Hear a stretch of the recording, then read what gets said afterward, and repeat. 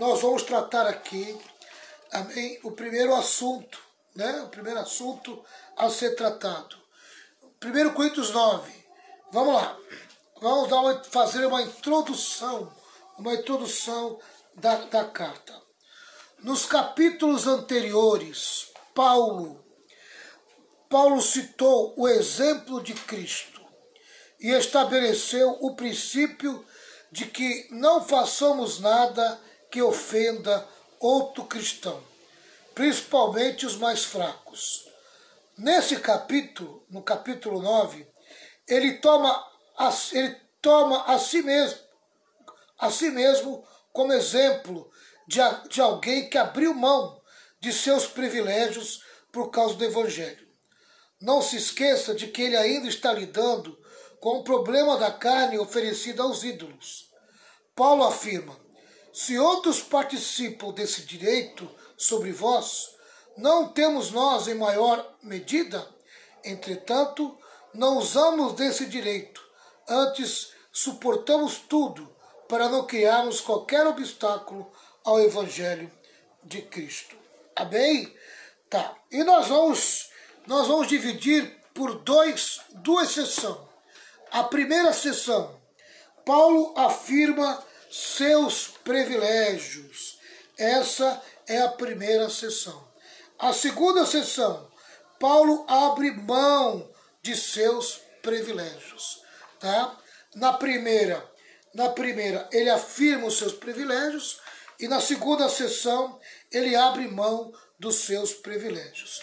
Na primeira sessão é o capítulo 9, que vai do versículo 1 até o 14. Amém? Paulo afirma seus privilégios. Na segunda sessão, Paulo abre mão de seus privilégios. Vai do capítulo 9, do versículo 15 até o versículo 27. Amém? Tá. Então vamos lá. Vamos para a introdução da primeira sessão. Paulo afirma seus privilégios. Introdução desta sessão. Em Corinto, Paulo trabalhava e não recebia ajuda financeira da igreja. Com boa vontade, ele abriu mão até de seu direito ao casamento. Ele poderia reivindicar seu direito de ajuda financeira por parte da igreja e provar esse direito com 5 argumentos. Então vamos tratar dos cinco argumentos, amém? Tá? Que Paulo poderia ter reivindicado o direito de ajuda financeira por parte da igreja. Tá? E ele agora vai tratar desses argumentos, tá certo? Que provam o seu direito de receber, amém, ajuda financeira da igreja. Tá certo? Tá? Tem muita gente que acha que pastor não tem direito a receber salário. Amém? No tempo de Paulo não era diferente. E Paulo vai provar que ele tinha direito e qualquer um de nós temos o direito de receber. Amém? Qualquer um que trabalha no Evangelho tem o direito de receber a minha ajuda financeira da igreja. Fala, pastor. Se os padres recebem também salário, por que os pastores também não podem? Não é? É. Entendeu? Se os padres também recebem, os pastores também. Qual é o problema? Eu acho que não tem nada de demais. Se um pode, o também pode. Não são eclesiásticos lá, como fala na Bíblia? Certo. Então vamos lá. O primeiro argumento para provar seu direito de receber o sustento financeiro da igreja de Corinto era esse: seu apostolado. Amém? Paulo reivindica o direito de receber o sustento financeiro da igreja de Corinto porque ele era apóstolo. Amém? Ele era tanto apóstolo como os outros apóstolos. Tá? Então vamos lá. Vamos ver 1 Coríntios 9, versículo 1 ao 6. 1 Coríntios 9, versículo 1 ao 6. Será que eu não sou um homem livre? Por acaso não sou um apóstolo? Será que eu não vi Jesus, o nosso Senhor? Por acaso vocês não são o resultado do trabalho que faço para o Senhor? Mesmo que outros não me aceitem como apóstolo, vocês me aceitam. Vocês mesmos, pelo fato de estarem unidos com o Senhor, são a prova de que sou um apóstolo. Quando as pessoas me criticam, eu me defendo dizendo assim: será que eu não tenho o direito de receber comida e bebida pelo meu trabalho? Será que nas minhas viagens eu não tenho o direito de levar comigo uma esposa cristã, como fazem os outros apóstolos, os irmãos do Senhor Jesus e também Pedro? Ou será que Barnabé e eu somos os únicos que temos de trabalhar para nos sustentar? Amém? Tá? Paulo, ele põe na parede a diretoria da igreja de Coríntio, né? Amém? Ele mostra que ele tem o direito dele. Agora vamos provar aqui que ele tem o direito, né?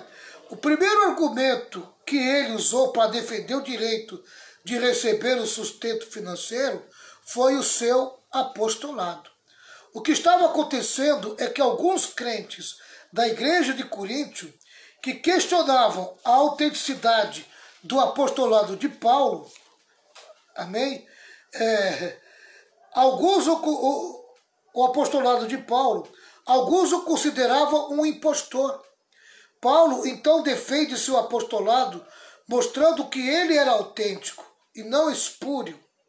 Paulo começa levantando a seguinte questão: qual é a prova de um verdadeiro apóstolo? Amém? Então vamos provar, amém, se eu sou apóstolo ou não sou. Qual é a prova de um verdadeiro apóstolo? Amém? Então vamos lá. Para ser um apóstolo, uma pessoa precisava possuir duas credenciais. Quais eram as duas credenciais que uma pessoa precisava possuir para se tornar um apóstolo? Tá? Amém? E isso vale muito para hoje também, né? Tem muita gente se titulando apóstolo, mas não tem essas credenciais aqui não. Amém? Precisa ter essas credenciais. Tá certo? Tá, vamos lá. Apesar que a gente precisa separar, amém, o grupo de apóstolo, né? Existem os apóstolos que nós chamamos de apóstolos do fundamento, apóstolos fundamentalistas, tá? Que foi até ao apóstolo Paulo, né? Até o apóstolo Paulo eram os 12 mais o apóstolo Paulo, né? Os 12 contando com Matias, é claro, porque Judas havia se suicidado. Foi colocado Matias, ficou 12 novamente, e depois foi acrescido de Paulo. Então esses 13 é o grupo apostólico, amém? Que nós chamamos de apóstolos fundamentalistas. São os que fundamentaram as doutrinas da igreja. Tá. Mas existe os apóstolos como dom. Amém? Como dom, está lá em Efésios 4:11, que a Bíblia fala que Jesus deu uns para apóstolos. Tá? Então, existe o apóstolo como dom e existe apóstolos fundamentalistas. Tá? Então, os apóstolos fundamentalistas hoje já não existe mais. Amém? Já não existe mais apóstolo fundamentalista. Foi até o apóstolo Paulo. Tá? Agora, a partir depois de Paulo, amém? Só os apóstolos por meio dos dons ministeriais do Espírito Santo. Tá certo? Tá. Para ser um apóstolo, uma pessoa precisava possuir duas credenciais. Primeiro, ter visto a Jesus. Segundo, realizar sinais, milagres, maravilhas, tá? Amém? O apóstolo era uma testemunha da ressurreição de Cristo, tá? O apóstolo era uma testemunha da ressurreição de Cristo. Nós vamos ler alguns versículos aqui. Eu vou pedir ajuda da minha esposa, se ela puder me ajudar, tá certo? Atos 2:32. Atos 2:32. Tá? Eu quero que você pegue aí, pastor. Amém? Atos 5:32 e Atos 10:39 a 49. A 43. Atos 5:32. Atos 2:32, pessoal. Espera um pouquinho só. Atos 2:32. Diz assim: Deus ressuscitou este Jesus e todos nós somos testemunhas disso. Todos nós somos testemunha disso. Quem está falando isso? Pedro. Amém? Um dos apóstolos. Pedro. Atos 3:15. Atos 3:15. Diz assim: Assim vocês mataram o autor da vida, mas Deus o ressuscitou, e nós somos testemunhas disso. Nós somos testemunhas disso. Novamente Pedro falando. Amém? Um apóstolo precisa ser testemunha da ressurreição de Jesus. Pastora Renata, Atos 5:32. Nós somos testemunhas de tudo isso, nós e o Espírito Santo que Deus dá aos que lhe obedecem. Amém. Acho que é Pedro também falando, não é? Eu acho que é Pedro. Atos 10:39 a 43. Diz assim: Nós somos testemunhas de tudo que ele fez na terra de Israel, inclusive em Jerusalém. E depois o mataram pregando numa cruz. Pedro continuou: Porém, Deus ressuscitou Jesus no terceiro dia e também fez com que ele aparecesse a nós. Ele não foi visto por todo o povo, mas somente por nós, que somos as testemunhas que Deus já havia escolhido. Nós comemos e bebemos com ele, depois que Deus o ressuscitou. Jesus nos mandou anunciar o evangelho ao povo e testemunhar que ele foi posto por Deus como juiz dos vivos e dos mortos. Todos os profetas falaram a respeito de Jesus, dizendo que os que creem nele recebem por meio dele o perdão dos pecados. Amém? Aleluia. Eles foram testemunhas do Cristo ressuscitado. Amém? E Paulo tinha essas duas credenciais. Amém? Tá? Ele viu Jesus ressuscitado na estrada de Damasco. Tá? Eu vou pedir para a pastora Renata separar 1 Coríntios 15, versículo 8. Tá? Depois puder 2 Coríntios 12, 12. E eu vou aqui para Atos dos Apóstolos, capítulo 9, do versículo 3 ao 6. Amém? 9, do 3 ao 6. Olha o que aconteceu com Paulo na estrada de Damasco. Mas na estrada de Damasco, quando Saulo já estava perto daquela cidade, de repente, uma luz que vinha do céu brilhou em volta dele. Ele caiu no chão e ouviu uma voz que dizia: Saulo, Saulo, por que você me persegue?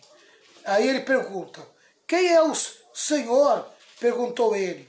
A voz respondeu: Eu sou Jesus, aquele que você persegue. Mas levanta-se, entra na cidade e ali dirão a você o que deve fazer. Amém? Muito interessante, né, pessoal? Muito interessante. Pastora Renata, 1 Coríntios 15, 8. Boa noite, na paz do Senhor, irmãos. Estamos juntos aí novamente, né? Por último, depois de todos, ele apareceu também a mim, como para alguém nascido fora do tempo. Amém? Paulo, ele entende que como apóstolo, amém, ele era alguém nascido fora do tempo. Amém? Jesus aparece para ele e o credencia ele a apóstolo.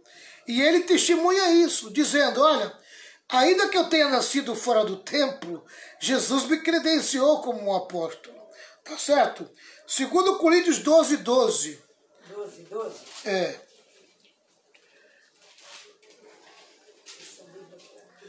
Diz assim: Ah, você vai ler? Então, lê. as coisas que provam que de fato sou apóstolo foram feitas entre vocês com muita paciência. Foram sinais, maravilhas e milagres. Amém? Aleluia. O apóstolo Paulo prova para eles que ele é um apóstolo credenciado pelo próprio Senhor Jesus. Amém? Ele tinha as duas credenciais. Ele viu a Jesus e ele realizou sinais e maravilhas no meio do povo. Tá? Sim, ele viu Jesus no caminho de Damasco, o Cristo ressurreto. Paulo era uma testemunha da ressurreição de Cristo. E na segunda credencial, amém, tá? Ele confirma que é o ministério recebido de Cristo e confirmado por sinais. O ensino de Paulo foi recebido de Cristo. Ele testemunha esse fato com clareza. Gálatas 1, 11 e 12. Vamos lá para Gálatas 1, 11 e 12. Gálatas 1, 11 e 12. Amém, pessoal? Dá uma olhadinha aí. É bom você confirmar, viu? É bom você conferir. Olha o que diz aqui. Meus irmãos, eu afirmo a vocês que o evangelho que eu anuncio não é uma invenção humana. Eu não recebi de ninguém, e ninguém o ensinou a mim, mas foi o próprio Jesus Cristo que o revelou para mim. Foi o próprio Jesus Cristo que o revelou para mim. Foi o próprio Jesus Cristo que o revelou para mim. Ele testemunha que foi Jesus que deu para ele todo o ensino que ele agora coloca à nossa disposição. Amém? Aleluia. Paulo testemunha dos sinais, das maravilhas que Deus fez por meio dele. Paulo tinha todas as credenciais de um verdadeiro apóstolo. Ele era um apóstolo genuíno. Paulo ainda argumenta que qualquer pessoa poderia questionar a genuinidade do seu apostolado, menos os membros da igreja de Corinto. Isso porque a conversão deles era uma prova da eficácia do seu ministério e o selo do seu apostolado. Oh, amado de Deus, amém? O homem vai pregar o evangelho, leva pessoas à libertação, amém? Por meio dele, essas pessoas recebem Jesus Cristo como Senhor e Salvador, nascem de novo, são batizados nas águas, se forma a igreja, e essa mesma igreja tem dúvida desse homem. É muita incredulidade, né? Tá? É muita contaminação, né? O povo tinha sido contaminado por falsos apóstolos. Você veja o que é pessoas falsas dentro de uma congregação. Ela pode botar tudo a perder, amém? Tá? Pessoas que mentem, mentirosas. E a igreja de Corinto conviveu com esse grupo de falsos apóstolos que queriam combater Paulo, que era o verdadeiro apóstolo, amém? E agora Paulo tá colocando diante deles, né, essa questão, tá certo? Vamos lá. Aqueles que estavam questionando a legitimidade do seu apostolado não deveriam questionar. Por quê? Por duas razões. Tá? Vamos dar duas razões porque eles não poderiam questionar. Vamos lá. O primeiro argumento de Paulo é colocado por meio de uma afirmativa. Amém? Tá? Se eu não sou apóstolo para outrem, certamente o sou para vós outros, porque vós sois o selo do meu apostolado no Senhor. 1 Coríntios 9, versículo 2. Ou seja, aquela igreja era filha do apóstolo Paulo. Ele gerou aqueles irmãos em Cristo Jesus. Paulo diz ainda que tivesses milhares de perceptores em Cristo, não teríeis, contudo, muito paz, pois eu, diz Paulo, pelo Evangelho vos gerei em Cristo Jesus. 1 Coríntios capítulo 4, versículo 15. Paulo reivindica a sua paternidade. Eu gerei vocês. Vocês são meus filhos. Amém?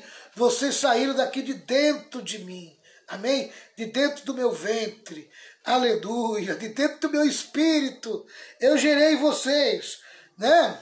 Olha, todos que foram batizados na igreja Rema comigo ali foram gerados pelo meu ministério. Amém? Tá? Se tem alguém que não pode duvidar de mim, foram os irmãos que foram batizados nas águas no ministério Rema. Amém? Esses eu gerei. Gerei do meu espírito. Aleluia e glória a Deus. Né? A gente acolhe os irmãos que vêm de outros ministérios. Né? Tá? Esses ainda vão provar, né, a respeito do meu ministério. Mas os que eu gerei, os que eu batizei nas águas, o que eu criei, o que eu formei espiritualmente, esses não podem duvidar do meu ministério. Amém? Não pode. Seria muita ingratidão. Era o que estava acontecendo com a igreja de Corinto. Era muita ingratidão. Duvidar do apóstolo Paulo.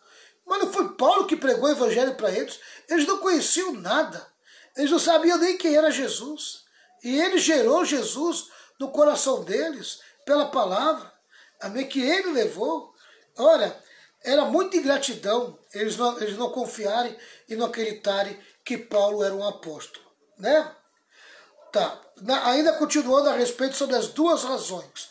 Tá? O segundo argumento de Paulo é outra afirmativa enfática. Vós sois o selo do meu apostolado no Senhor. Capítulo 9, versículo 2 de 1 Coríntios. E o que é um selo? Alguma coisa que dá ao outro o direito de posse. Quando se marcava alguma coisa ou objeto com o selo, ninguém poderia violar aquele objeto. Era propriedade exclusiva e inalienável do dono. A igreja de Corinto tinha provas de sobejo da legitimidade do apóstolo Paulo. Amém? O que não faltava era prova para eles, né? Eles tinham todas as provas possíveis de que ele era um verdadeiro apóstolo de Cristo. Amém? Paulo menciona dois direitos essenciais de um apóstolo, do versículo 4 ao versículo 6 de 1 Coríntios 9.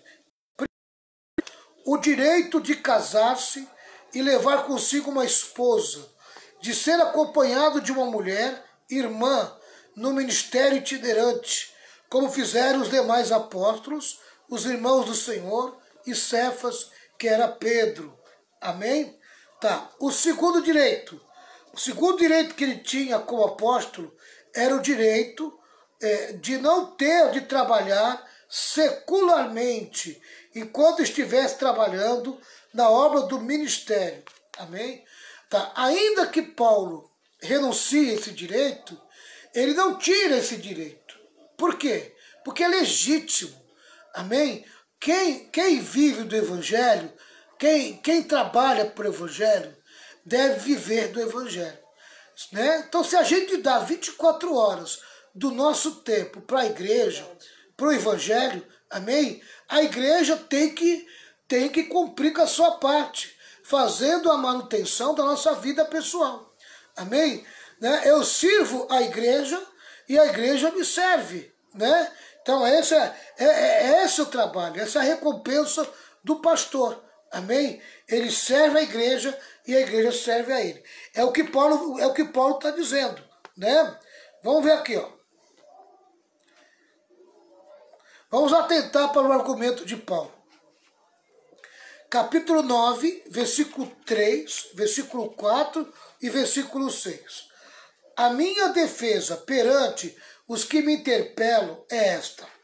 Não temos nós o direito de comer e beber?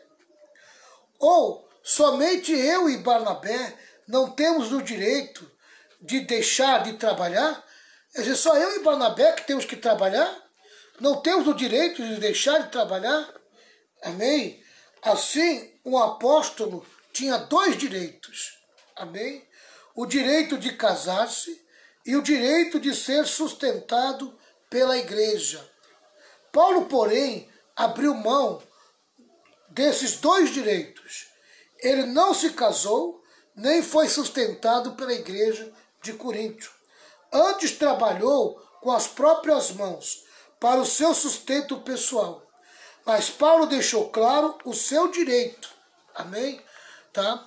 Como ele sabia que a igreja ia crescer, ia se desenvolver, amém? E muitos iriam precisar viver da obra para poder trabalhar, para fazer a igreja se desenvolver para o bom andamento da obra de Deus, Paulo deixou isso escrito, amém? Do direito do obreiro viver da obra de Deus, né? Paulo deixou claro o seu direito. Se outros participam desse direito sobre vós, não temos nós em maior medida. Entretanto, não usamos desse direito, antes suportamos tudo para não criarmos qualquer obstáculo ao Evangelho de Cristo. 1 Coríntios 9, versículo 12. Havia obreiros que estavam sendo sustentados pela igreja de Corinto, enquanto Paulo precisou trabalhar para o próprio sustento. Paulo não brigava por salário. Ele escreveu: eu, porém, não tenho me servido de nenhuma dessas coisas, e não escrevo isso para que assim se faça comigo. Em outras palavras, Paulo está dizendo: eu não usei o direito de ser sustentado, nem estou escrevendo esta carta para que vocês me sustentem. Para arrematar o seu argumento, Paulo usa uma expressão extremamente forte. Porque melhor me fora morrer antes que alguém me anule esta glória, né? A glória dele trabalhar sem ser pesado para a igreja. Paulo não só trabalhou para seu sustento em Corinto, mas também em Tessalônica. 1 Tessalonicenses, capítulo 2, versículo 9. Porque vos recordais, irmãos, do nosso labor e fadiga, e de como, noite e dia, labutando, para não vivermos à custa de nenhum de vós, vos proclamamos o Evangelho de Deus. Era direito seu ser sustentado pelas igrejas, mas Paulo trabalhou também em Éfeso, enquanto pastoreou aquela igreja 3 anos. Vamos ver o seu testemunho. Atos 20, versículo 33 e 34. De ninguém cobicei prata, nem ouro, nem vestes. Vós mesmos sabeis que estas mãos serviram para o que me era necessário a mim e aos que estavam comigo. Direitos, direitos e direitos. Paulo tinha muitos direitos, mas não reclamava esses direitos. Paulo renunciou voluntariamente aos direitos que tinha de ser sustentado pela igreja por uma causa maior. Que causa maior era essa? Essa causa está muito claramente delineada nos versículos 12, 19 e 22. Ele argumentou no versículo 12: se outros participam desse direito sobre vós, não temos nós em maior medida? Entretanto, não usamos desse direito, antes suportamos tudo para não criarmos qualquer obstáculo ao Evangelho de Cristo. A palavra obstáculo é uma fenda no solo, um obstáculo no caminho.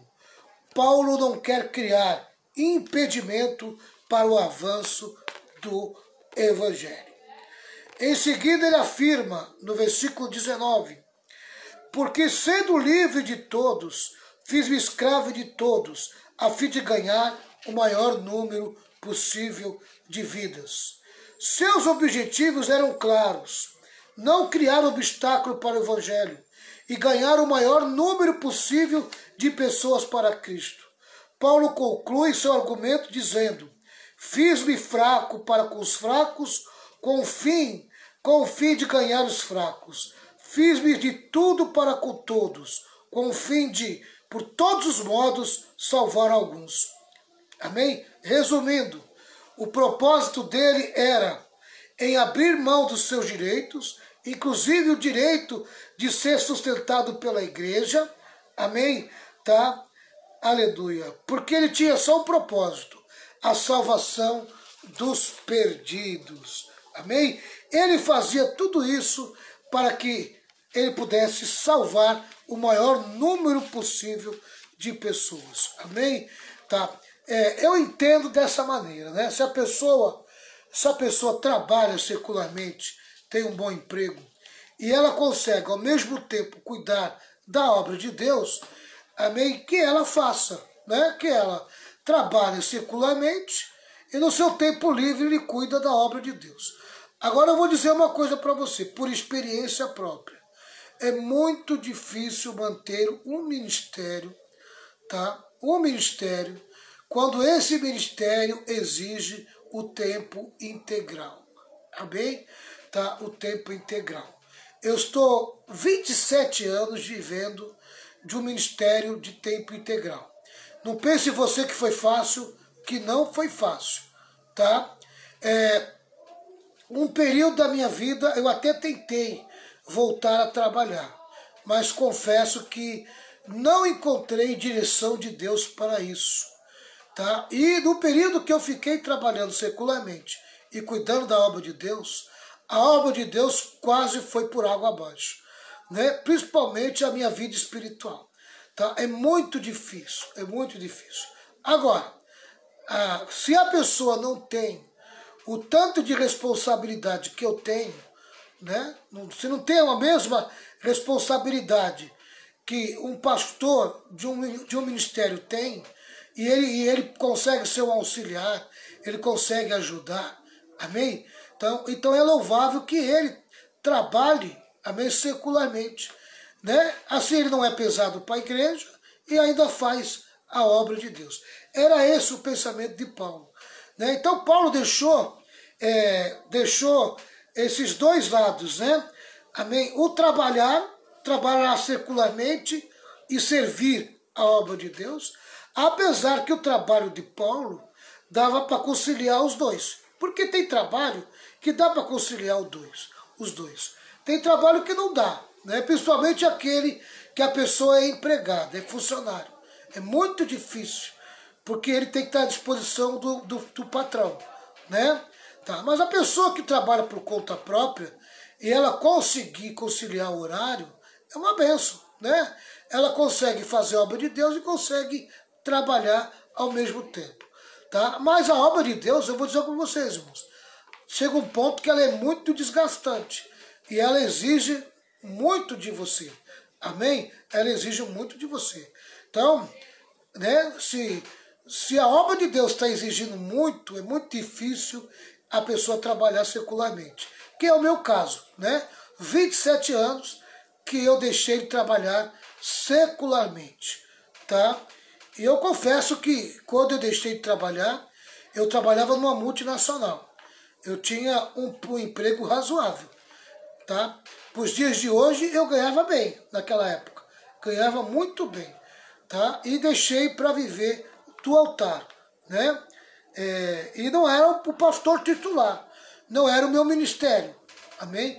Eu fui auxiliar outro ministério, eu fui auxiliar outro pastor, né? A vida inteira, eu estou 16 anos trabalhando independente no meu ministério, amém? Mas eu passei os outros 11 anos ajudando outro ministério, né? Primeiro um grande, um outro um pouco menor, amém? Mas eu auxiliei os dois até que eu vim ter o meu próprio ministério, tá? Vamos lá. Em segundo lugar, a experiência humana, tá? É o 9:7, tá certo? Então, em primeiro lugar, o seu apostolado. Nós estamos falando dos argumentos para provar seu direito de receber o sustento financeiro da igreja de Corinto. Primeiro falamos do apostolado de Paulo. Ele tinha direito de receber sustento porque ele era um verdadeiro apóstolo, tá? E agora pela própria experiência humana. 1 Coríntios 9, versículo 7. Vamos ler lá, né? 1 Coríntios 9, versículo 7. O segundo argumento que Paulo usa é o seguinte: quem jamais vai à guerra à sua própria custa? Quem planta uma vinha e não come do seu fruto? Ou quem apacenta o rebanho e não se alimenta do leite do rebanho? Amém? Paulo utiliza 3 metáforas comuns para descrever um ministro cristão. O ministro é um soldado, um agricultor e um pastor. Ele diz o seguinte: que soldado vai à guerra às próprias custas? Amém? Bem, eu servi o exército e o exército pagava tudo para mim. Amém? O exército me dava roupa, o exército me dava alimentação, o exército me calçava, né? Se eu quisesse tudo, eu tinha lá. Era só dormir no quartel, eu tinha tudo lá. Amém? Tá? E ainda me dava uma ajuda de custo, bem pouquinha, mas me dava, né? Tá? Para que eu pudesse me manter, pelo menos um pouco. Tá certo? Mas ninguém vai para a guerra às próprias custas, né? Qual é o agricultor que colhe o fruto da lavoura e não tem o direito de comer desse fruto? Olha, se eu estou plantando milho e eu vou colher o milho, olha, uma parte eu vou tirar para minha família. Claro que não tem a menor dúvida. Amém? Qual é o pastor que cuida do rebanho e não se alimenta do leite do rebanho? Olha, se o meu rebanho é um rebanho leiteiro, se o meu rebanho é um rebanho de fios de lã, que é o caso da ovelha, ora, eu não vou ter um casaco de lã de ovelha? Claro que eu vou ter um casaco de lã de ovelha. Eu não vou tomar do leite da ovelha? Claro que eu vou tomar o leite da ovelha. Amém? Tá? Da vaca e assim por diante. Eu vou me sustentar do que aquela ovelha ou aquela vaca, amém, produz. Não é verdade? Tá? É o que Paulo está dizendo aqui. Tá certo? Paulo usa a linguagem da experiência humana nessas 3 figuras para dizer que ele tinha o direito de receber o sustento da igreja. Ele utiliza também 3 figuras para a igreja. A igreja é como um exército, um campo e um rebanho. A lição era clara: o ministro cristão tem o direito de esperar os benefícios do seu labor. Se isso é verdade no âmbito secular, quanto mais no âmbito espiritual. Tem gente que tem muita dificuldade, amém, de enxergar isso, tá? Tem gente que acha que pastor tem que trabalhar secularmente, ele não tem que viver do altar e da obra, amém? Amados, a igreja, para você ver o que é uma igreja, até CNPJ ela tem. Amém? Isso significa que ela tem que ser administrada. Ela tem que ser administrada. Tá? Outra coisa, amém? A igreja tem pessoas que precisam ser tratadas, precisam ser cuidadas. Amém? Tá? Quem é que vai sentar com as ovelhas para conversar com elas quando elas estiverem com problema, com dificuldade? Né? Quem é que vai ficar ali de plantão para atender as pessoas? Quem é que vai dirigir os cultos? Amém? Quem é que vai pregar a palavra? Você sabe quanto tempo que eu gasto para preparar uma mensagem? Tem mensagem que eu gasto praticamente o dia inteiro. Pastor, quem é que vai fazer um casamento, um culto fúnebre? Não é? Às vezes a pessoa está sem pastor, aí na hora que precisa de alguém para fazer o culto fúnebre, não tem ninguém para fazer. Aproveitar que a missionária de Leusa está aqui, e ela pode me confirmar isso, né? Tá? O presbítero Rogério, que é o esposo da missionária de Leusa, tá? Ele é meu auxiliar, né? Presbítero na minha igreja é como um pastor auxiliar, né? Então ele é o meu auxiliar direto, tá? Mas vamos lá. Eu eu fui viajar, fui fazer uma viagem, fui para Israel, amém? Fazer uma viagem Em nome de Jesus, ministerial. Estou longe. Quem é que vai cuidar da igreja na minha ausência? O presbítero Rogério. O presbítero Rogério, ele trabalha numa empresa, tá? De motorista, trabalha ali de supervisor, né? E às vezes a empresa dele pede para que ele vá para uma outra cidade. Imaginou um irmãozinho morrer, amém? Irmãozinho, uma irmãzinha, um irmãozinho morrer, logo no dia que o presbítero Rogério está viajando, tá? Quem é que vai fazer esse culto fúnebre? Se eu não estou e se o presbítero Rogério não está? Quem? Amém? Tá? Quem é que vai fazer? Né? Quem é que nós temos? Nós temos as mulheres, né? As missionárias. A missionária de Tá? Deus, é porque eu vou junto com a viajar. Mas geralmente, irmãos, geralmente, com todo respeito às irmãs que fazem um belo trabalho, tá? A família, ela quer a presença do pastor. Verdade. Amém? Tá? Geralmente a família quer a presença do pastor. Verdade, de um pastor. Tá certo? Pode ser o pastor ou pode ser o presbítero. Essa que é a verdade. Amém? Tá? Eu tenho certeza que se eu mandar as missionárias, elas vão lá e fazem um belo do trabalho, às vezes até melhor do que a gente. Né? Tá? Mas geralmente a família, ela quer a presença do pastor nessa hora. Amém? Mas por que ela quer a presença do pastor? Por causa da autoridade do pastor. Amém? A autoridade do pastor, líder do ministério, é diferente da autoridade de qualquer outro obreiro dentro da igreja. Amém? Essa que é a verdade. Tá? Então, fica muito difícil. Né? Então a gente fica aqui à disposição. A gente está à disposição. Eu estou 16 anos da igreja que eu lidero, tanto em Cubatão quanto em Santos, até estava falando ontem, amém? Eu nunca tirei mais do que 2 dias de folga, amém? E nunca fui para um lugar tão longe, né? É sempre por perto. Por quê? Porque a gente sabe que tem essa necessidade. Existe essa necessidade, tá certo? Existe essa necessidade, né? E quando a gente sai, amém, até para fazer uma viagem, eu geralmente pergunto para o presbítero Rogério se ele está pela cidade, né? Se ele não está viajando. Né? Porque numa emergência é ele que vai atender a igreja. Entendeu? Tá? Então, e ao mesmo tempo eu não posso colocar na canga dele uma responsabilidade maior se ele trabalha, se ele tem o seu trabalho secular. Né? Ele tem o seu trabalho secular e deve obediência ao seu patrão, entendeu? Então eu tenho que trabalhar junto com o presbítero Rogério, respeitando o trabalho secular dele, entendeu? Então, o nosso ministério pastoral, responsabilidade, tá? A gente carrega o peso dessa responsabilidade.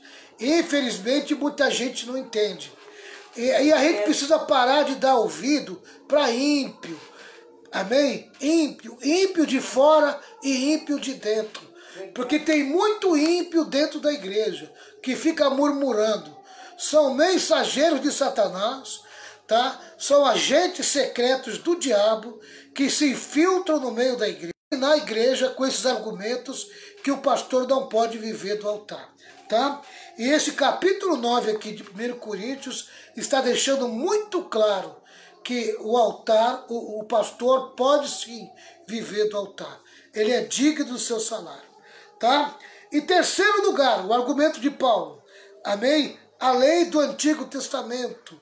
1 Coríntios 9, do versículo 8 até o versículo 12. Vamos lá. Porventura, falo isto como homem ou não? Ou diz também a lei? Porque na lei de Moisés está escrito: não atarás a boca ao boi quando pisa o trigo. Acaso é com bois que Deus se preocupa? Ou é seguramente por nós que ele o diz? Certo que é por nós que está escrito: pois o que lavra cumpre fazê-lo com esperança. o que pisa o trigo, façam na esperança de receber a parte que lhe é devida. Se nós vos semeamos as coisas espirituais, será muito recolhermos de vós os bens materiais? Se outros participam desse direito sobre vós, não temos nós em maior medida? Amém? Paulo cita Deuteronômio 25, versículo 4. Não atarás a boca do boi quando pisa o trigo.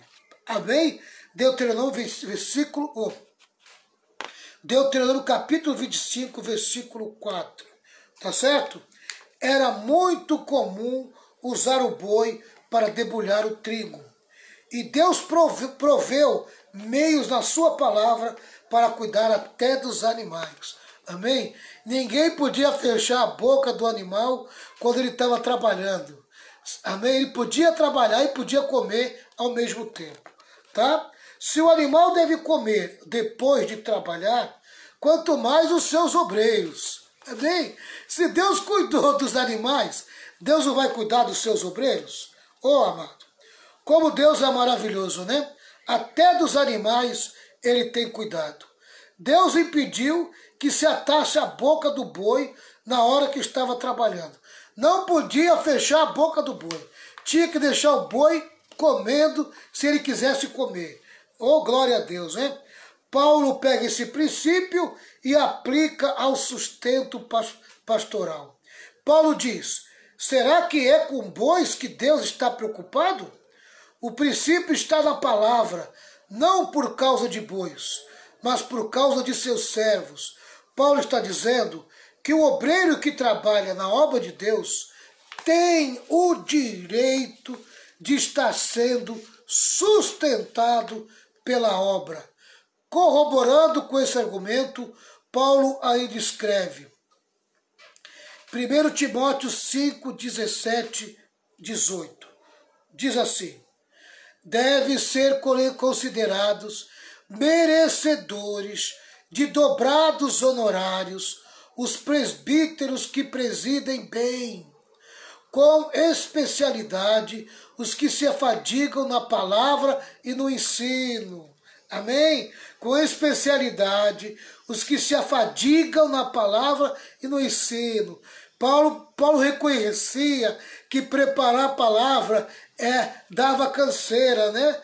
Os que se afadigam na palavra e no ensino. Pois a Escritura declara, não amordaces o boi quando pisa o grão. E ainda, o trabalhador é digno do seu salário. A lógica do apóstolo é a seguinte, se nós vos semeamos as coisas espirituais, será muito recolhermos de vós bens materiais? Versículo 11 do capítulo 9. Isso pode ser ilustrado com a experiência do povo judeu. Assim como os judeus semearam bênçãos espirituais na vida dos gentios, os gentios agora deveriam retribuir aos judeus as bênçãos materiais. Amém? Aleluia. Aqui, ó, leia a palavra aqui, ó. Romanos 15, versículo 26 e 27. Porque aprove a Macedônia e a Acaia levantaram uma coleta em benefício dos pobres dentre os santos que vivem em Jerusalém. Isto lhes pareceu bem, e mesmo lhes são devedores, porque se os gentios têm sido participantes dos valores espirituais dos judeus, devem também servi-los com bens materiais. Que coisa, hein, irmãos? Aleluia! Olha, nunca tinha prestado atenção nisso, ó. Ó, se os gentios têm sido participantes dos valores espirituais dos judeus, amém? Nós se beneficiamos com tudo aquilo que pertencia aos judeus. E agora devemos também servi-los com bens materiais. Esse é o princípio que Paulo está trabalhando. E ele o repete na carta aos Gálatas. Gálatas 6:6. Mas aquele que está sendo instruído na palavra, faça participante de todas as coisas boas aquele que o instrui. Amém? Ele reivindica o direito dele. amém? Se ele está instruindo na palavra a igreja deve recompensá-lo, amém? A igreja, amém, ela tem que bancar o obreiro que está instruindo ela, que está ensinando ela, tá certo? Tá? Tem muita gente cara de pau, né? Muita gente cara de pau.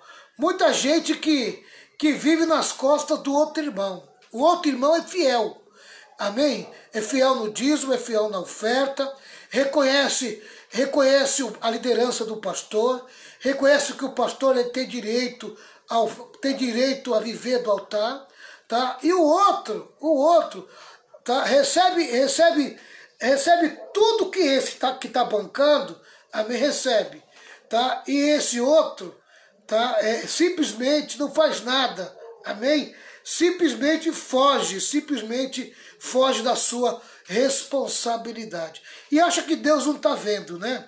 Deus está vendo, tá? E geralmente quem murmura e quem reclama do pastor viver do altar geralmente são os que não ajudam nada e são os que ajudam menos, tá?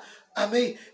Quem ajuda, quem coloca a mão no arado e ajuda o pastor, amém, com sua oferta, com o seu dízimo, esse não reclama, amém, porque esse é fiel a Deus, ele sabe que Deus é que recompensa ele, tá certo?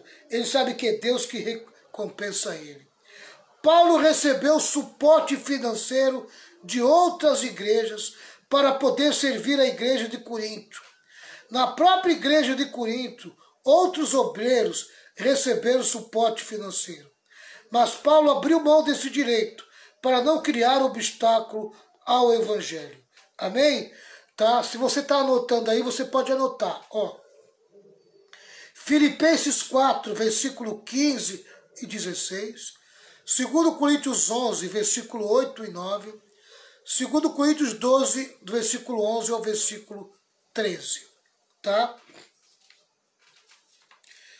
2 Coríntios 11, do 8 ao 9, Paulo, amém, usa uma linguagem muito forte, né, tá, para a igreja de Corinto. Diz assim: despojei outras igrejas, recebendo salário, para vos poder servir, e estando entre vós, ao passar privações, não me fiz pesado a ninguém, pois os irmãos, quando vieram da Macedônia, supriram o que me faltava, e em tudo me guardei e me guardarei de vos ser pesado. Amém? Ele não recebia da igreja de Corinto, mas ele recebia de outras igrejas, tá? Da igreja de Filipenses, muito, né? A igreja dos Filipenses ajudava muito Paulo, no sustento de Paulo. Tá? Então Paulo chegou a passar privações enquanto pastoreou a igreja de Corinto. Mas mesmo nessas circunstâncias adversas, ele não exigiu os seus direitos. A igreja de Corinto não foi inocentada pela sua omissão. Paulo deixou isso bem claro. 2 Coríntios 12, versículo 11 ao versículo 13. Tenho me tornado insensato. A isto me constrangestes. Eu deveria ter sido louvado por vós. Vocês deveriam ter me honrado por tudo que eu fiz por vocês, tá? Porquanto em nada fui inferior a esses tais apóstolos que vocês têm honrado aí e têm me desprezado, tá? Ainda que nada sou, pois as credenciais do apostolado foram apresentadas no meio de vós, com toda a persistência, por sinais, prodígios e poderes miraculosos. Porque em que tendes vós sido inferiores às demais igrejas, senão neste fato de não vos ter sido pesado. Perdoai-me esta injustiça. Ele ainda é meio irônico, né? Tá? Perdoa-me se eu não cobrei de vocês, né? Perdoa-me, amém, se eu não fui pesado a vocês. Me perdoe se eu não recebi salário de vocês, né? Quer dizer, os apóstolos que não tinham credencial nenhuma, eles pagavam. E Paulo, que tinha toda a credencial apostólica, eles queriam negar o salário. Amém? Ainda que ele não quisesse. Tá? Vamos para o quarto.